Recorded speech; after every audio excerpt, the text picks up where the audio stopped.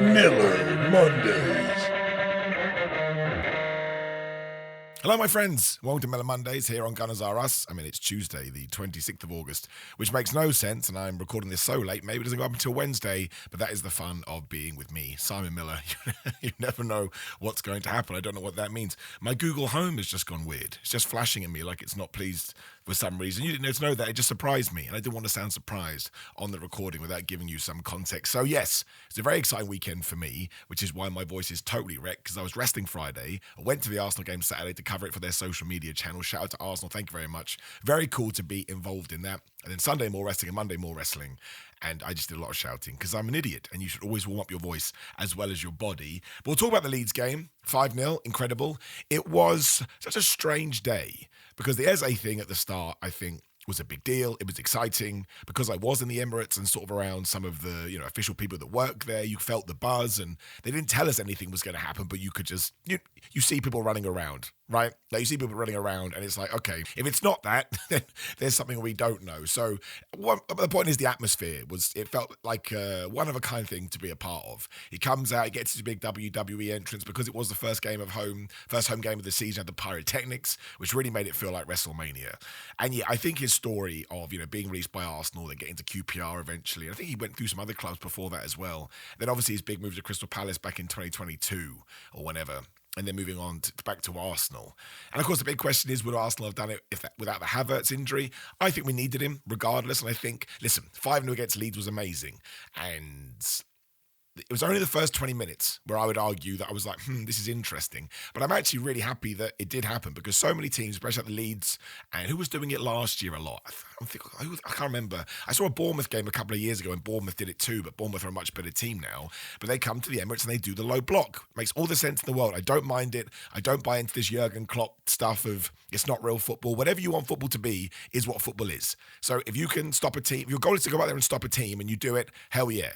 And genuinely, it will annoy the opposition, but that's not the point. The point of football is to win. I understand you want to enjoy the football, but I'm never going to throw barbs or negativity to someone that just wants to come and defend. You're allowed to do that. Doesn't mean it's not frustrating, and if Arsenal did that, I would certainly struggle with it, but I guess it all depends on the vibe of the club and the atmosphere. But what happened, and what necessarily hasn't happened the last couple of seasons, is we worked out the low block, and we got through them we weren't very creative in the first 20 minutes, but we found our creativity. And if Odegaard and Saka hadn't have gone down, I really would have called it a perfect performance. Like, even better than if you smashed a team from minute one, because we had to figure them out. It's like a Professor Layton puzzle. It was like, okay, they're going to defend. They're not going to let us in. There was one amazing counter they did in the first 25 minutes, but that's all they had, really, in the first half. And Arsenal, again, realised, okay, what are we going to do to get that first goal? And as soon as Timber had got it, I wouldn't say the floodgates opened, but I think it gave us confidence. And I would hazard a guess, without having any knowledge, that this is what Mikel Arteta had planned, or been working on, I should say. That's why he's brought certain players in, and you figure out a way to get through, and you end the day with 5 goals. And you can't say fairer than that. Again, if Odegaard and Saka hadn't got injured, it would have been absolutely wonderful. And it's given me more confidence when we come up against, Burnley will probably do it, I would imagine. And who the hell is the other promoted team? This is why you don't not sleep for 3 days. Your brain stops working. But there'll be other teams as well. Like, even if someone like a West Ham, this is no shade on West Ham, but they've obviously had a struggling start to the season. If they find themselves 18th, 19th, 20th and they come to the Emirates and they want a point, maybe they'll do it too. I kind of felt like Everton did that a couple of seasons ago. So if we now have a system for that, that's awesome. That's excellent. That's exciting, because you can't expect to go out there and smash every team. So all in all, I thought it was awesome. Gyokeres getting 2, Max Dowman. What the hell is that all about? Makes me question my own experience. I don't mind him getting these minutes at all. I trust in it's twofold really. I trust in the club to manage it. And I read a BBC article today where, he's still doing his GCSE. Pert Mertesacker is sort of really on board with that stuff. He's not allowed to change in the men's changing room because of safeguarding rules. Declan Rice sound like he's his buddy, because of course Declan Rice came through in not that young, but in a similar young sense, and obviously had a lot of pressure on him when he jumped with the £100 million. But you manage his minutes. We were already 4-0 up by the point he came on. We had half an hour. He won the penalty, but he wasn't involved that much. Nobody was afraid to pass to him. That was the really cool thing. But we didn't overdo it, and I just think that's going to help. And the truth is, the way of the world, there was rumours about Wenyeri sort of beginning of the season or before the season, so it doesn't always go to... We want to think people want to play for Arsenal, but sometimes people get in their ears. It sounded like he wanted to leave unless he was promised minutes. Again, I think we should take that with a pinch of salt. But it's smart to learn from that stuff and be like, okay, let's make sure we are giving Max Dowman the minutes so he wants to stay here. He wants to be part of the club, and I'm sure Wanyeri got that too. But you see it everywhere. Look at the guy that won, is it Rico, I think, the 16-year-old for Liverpool. He came on. It's just a different world that we're living in. And I think when you do have these generational talents, as long as they have a good team around them, and it sounds like Max Dowman's family is sort of super clued up to that stuff, play it day by day and play it ear by ear. But I would certainly love him to be involved, especially like a Carabao Cup level. If it gets too much, you don't have to explain yourself to everyone. You can just take him out the squad. Wasn't involved in the United game, for example. But it really is cool, and it's really, really exciting. And yes, I'm glad he didn't take the penalty. Where I was sitting, people going, let Max Dowman take it. It's like, no, the last thing we need is him missing a penalty. It's why I was secretly worried about announcing Eze. Because like, what if we lose to Leeds? Obviously, I didn't think that was going to happen, but I had a slight sort of fear because it would take away from it. But thankfully, that it didn't go down. But I think Gyokeres getting 2 is way more important because the wonderful thing about Gyokeres, he tries so hard. He's an elbow, he'll kick people and stuff. And we've lacked that sort of recently. I would say if we're going to sort of talk in stereotypes, we've kind of gone for, apart from our backline, but maybe more silky, smooth, creative players. Gyokeres is the opposite to me. He'll try 10 things, 5 times to land on his ass, but other 5 times he'll just smash through and get a goal. And he's chaos, man. He's chaotic. He's Dr. Robotnik. And I think it's such a good signing. Like, the guys, when we were talking about it, I didn't know whether him or Sesko was a bigger deal. I pulled my hands up. I wasn't 100% Gyokeres.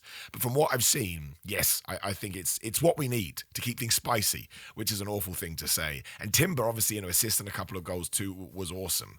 And before he went off, the angle that Saka scored from, because that was the end I was sitting at, I had to watch the replays. Like, how did he do that? Some people have said the goalkeeper could have done better, but still, even getting it on target from there, I thought was awesome. Sounds like he's going to be out for a month, but this is why we bought in the Gyokeres, right? This is why we bought Eze. I mean, it sounded like Eze was a Havertz reaction. Odegaard, I don't want to say it doesn't sound as bad because, again, you never want to sort of downplay injuries, but it does kind of sound like it could be a shoulder thing with him, so you could strap him up. Don't necessarily need to do that, but it is Liverpool at the weekend, which kind of changes things. But this is why we have to find out whether the new squad can work, because for the first time in ages, when I saw the first 11 and the bench, I was like, this is awesome. I'm confident that bench feels exciting. Obviously, Arteta made a triple change. Can't remember the last time he did that. And that's what I expect to see all season. I don't think it's going to be a subs game. You are not going to have substitute players. Maybe someone like a Trossard more so. But let's say a Madueke, who else came on? I mean, I don't know what's going to happen with Reece Nelson, but Lewis Skelly, etc. I think these guys are going to be able to come and go, depending on the situation, depending how Arteta wants to adapt. And then I am using flowery language here. They're not substitutes really, because they're just coming in and there to do a job. So you're not just going to be sat on the bench. You're not going to lose your confidence and your motivation because you have nothing to do and you think, I'm just going to sit here for 90 minutes. You know at some point it's going to be your turn. I think that keeps the whole squad turned on and engaged. So great stuff. I'm happy with a draw at Liverpool. If we win, to me, the conversation should change. I still make Liverpool the favourites, especially because their backline is shaky, but they're still winning games because going up front, they're so good. But if we go there and beat Anfield, a ground that we're notoriously bad at, I think the last time we beat them was like 2012 at their place. And again, we were not great at Old Trafford and we got a victory there. I don't care how we win. I don't care if it looks nice or whatever. But if you can get 3 points at Anfield after the start that they've had, then I think 100% we have to be made the favourites. Doesn't mean we are going to win, but I really do think the chat has to change because it would be such a massive victory. Even I would be surprised. But that's why I think a point is huge. I mean, I may get this wrong, so forgive me, but I think our next 4 games are Liverpool, City, Forest and Newcastle. I can't remember the home and aways. Man City is always going to be a flip of a coin. Again, really amazing against Wolves, not so great against Spurs. Almost felt like they overthought it. The Liverpool game is tough. A point to me is huge, especially against the favourites of the Premier League. And Nottingham Forest, I think you have to beat because I believe a Man City would beat them and I believe a Liverpool would beat them. And if there are competition, you have to be going like for like. And what did Liverpool do yesterday? I think it's the St James's Park game. They went to St James's Park and they won. So that's what we have to do. Isak could be back in the team by then. You can't worry about that. You need to beat everybody on their best day. I mean, you could argue it worked for Liverpool because, of course, Isak wasn't playing. But by that point, is he going to be in the right mindset, the mentality, etc., etc.? So it's going to be interesting. But if you come out, I don't think I'd be over the moon. But if we come out with 12 points, once again, I really think we have to be in the driver's seat and everybody needs to jump on that. But even if we come out with 8, like a couple of draws and 2 wins, I think all of a sudden, especially the new players in the team, are going to be like, all right, we're onto something here. We can beat these big squads. We can beat the annoying teams like Nottingham Forest, who've got so much better and have great players. We can go to the big grounds like St James's Park. I think winning at St James's Park is really important because of the Liverpool result. But then on a sort of headline point of view, a point from Anfield and a point from St James's Park I think is massive. I'm not so intimidated intimidated by the Etihad just because it doesn't really have the atmosphere. I know that's going to wind people up, but it does feel less intimidating. I'm trying to say that as factually as possible. Not that City aren't a hard team to beat, they're brilliant, but I just think it's an incredible 4 games that we've got coming up. I don't see why we can't do well. It kind of sucks that Saka is going to miss all of them. But if you have Gyokeres up top, and then behind them you do have a Madueke and Eze and a Martinelli. Of course, there's other players that can come in. A Wanyeri could put in there too in the middle and sort of separate the other guys on the sides. It was very fun watching I don't know what you call it anymore. There's all these special words I try and stay away from. But I always thought that bringing in Zubamendi would allow Rice to sort of venture more freely, which it has done, but they very much work in unison. One goes forward, one goes back, one goes forward, one goes back. Zubamendi seeing him in person is very slight. I kind of not understood, but it made more sense to me why some people had thrown a criticism at him that he's too small for the Premier League. I just disagree. Some of the passes, some of the just the awareness of it all. He drops back so fast. Again, it felt like to me, him and Rice were already in tandem mentally. They knew when one was going to go and one was going to drop back. Everyone likes to call us set piece FC. I don't care. You're going to get so many set pieces in a game. Look what Newcastle did yesterday. I think the ball was out of play more than any other game since like 2010. But if you are going to get corners, and Declan is going to whack them in like he has been doing, like the first one, especially for Timber, was awesome. And even the sort of the scrambled in goal was from a great set piece where people were just sort of panicking trying to get rid of it, and we were able to capitalise. And then the other cool thing is we had the third option now, which we definitely didn't have last year, which was play it into a channel, play it over the top, and Gyokeres takes it, comes in from the left and smashes it home. That was amazing. Like, genuinely, that's the coolest thing I've seen for a while at the Emirates. And it doesn't even necessarily mean Gyokeres has to start every game, but I love the fact we have that option. I don't want to play Eze as a false 9. I saw that today. That's not what he's been brought in for, so let's not start putting square pegs in round holes. Like, if we really have to, yes. But to me, until Havertz has come back, just don't even play the false 9. We have Gyokeres. Start him. If you get to 65, 70 minutes, you really feel like you need to make a difference. But look at all the substitutes Arteta is making now. Another criticism thrown at him was, it's 68 minutes, it's 73 minutes, here come the subs. Especially the weekend, they're very much like, what do we need to do? What do we have to achieve? What's the net game? What have we done already? So there's lots of positives so far. I am pretty pumped, and I will say this until the end of the season. It's different if we go 12 points clear, but let's act like that's not going to happen. Last day of the season, 1 point, whatever it is, between us and Liverpool. I'll be crushed, obviously, if we didn't win. But that just goes to show that we're pushing it, we're trying. It's still progression to me, because so many people are like, if we don't win the Premier League, Arteta has to go. If we don't win the Champions League, same thing. The Champions League is always going to be different to me. That league format is crazy. People are still getting used to it. It's a knockout competition. Someone can score a goal and then put 11 men behind the ball so hard again. We talked about it. But the Premier League, when you do sort of have time to show what you've got, show your style, let your players bet it, maybe even buy another, you don't know. Rodrigo's name is still out there. I think he'd probably go to City, all things considered. But you just want to be in the running. And then, of course, I want trophies. That's what, the game is all about. But if I see any kind of progression, I just love the vibe of the team. But the coolest thing about being there, especially the Eze story, was there's a great feeling around the club, which went away very sadly towards the end of Wenger's reign, which killed me because I loved that man. I would have let that man be in charge forever. I'm not saying that's correct, but that's how much he meant to me. Emery, anyone would have been in a poor position. I kind of feel sorry for Emery, I know he did some silly things, sort of football-wise, but anybody would have struggled. We had to have someone to come in there just calm things down, even though we kind of wound more things up. And then Arteta is my guy right now. I don't see who else you would get in. I'm not saying he's going to be there forever. And if he doesn't start winning, trophies, of course he's going to have to go by the law of modern football. But, moreover than that, like I say, it just feels great to be an Arsenal fan. Obviously not if you're not an Arsenal fan. I'm not saying that. But it feels great to be an Arsenal fan. And I wouldn't want to get rid of that if we get, I don't know, let's say Liverpool winning with 100 points, massive exaggeration, and we finished on 99. I'd be like, well, what do you get rid of him for? That's just football. That's just sport. That's just competition. It can happen. That to me would be really dumb, and I don't want to restart. I actually think when you look over the last 5 transfer windows, we've taken our time. After getting smashed a couple of times by Liverpool, for example, Arteta did sort of that back four. They're awesome. And we just brought in this new guy today that I can't even remember the names. I've never heard of him. It sounds like Kivior's going to leave. But this guy, again, I've done a little bit of research, is pretty much a starter, or at least an important part of Bayer Leverkusen and what they've been doing. He's got a 60 million release clause. We're not going to be paying that. I think it's a loan with an obligation to buy. Now, there's a couple of things that make sense, because it means it's not on the books this year, so we are thinking about PSR, which we seem to be very good about. Never really sounds like we're in any kind of trouble. And listen, on paper, if he is better, and also it sounds like he can play either left centre-back or left... Was it left centre? I think it's left centre-back, or on the left, just generally in defence. And I'm sure he's going to come in and play more, maybe when Calafiori's not playing, or Timber. Maybe he's that versatile. I don't know. Again, I really need to read more about him. But, last season, Gabriel went down. The season before that, Saliba went down, especially 2 seasons ago, Saliba going down felt like a huge reason that we weren't able to keep the momentum. So if this guy can come in and he can kind of fill in those roles, and then you're being smart too. So you've got a guy that can start in one position, but then you have a backup for because that back 4 feels pretty solid to me. And it's why I'm glad we haven't got rid of Ben White. It could still happens.